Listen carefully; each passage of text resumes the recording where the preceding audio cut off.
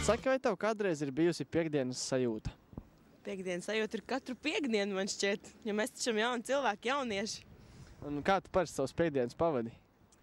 Lielāko daļu es eju kaut kur draugiem atpūsties uz Vecrīgu, vai nu arī es braucu uz laukiem pie vecākiem, un tad es vienkārši atgūstos no pilsētas skaļuma un vienkārši nedaru neko. Super, un bez kā tev piekdiena nav iedomājama? Kas ir tā lieta, kas nav ceturtdienā vai trešdienā? Kaut kas piekdienā tāds īpaši ir? Brīvības sajūta, kad sestdienā nav jāiet uz skolu. Nu jā, varbūt tev šobrīd ir piekdienas sajūta? Nē, nebūtu, nē.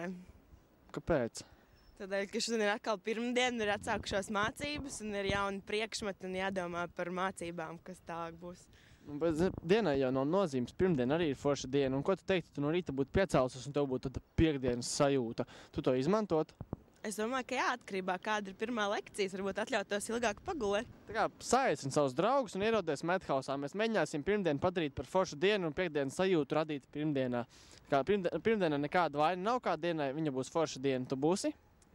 Es ceru, jā.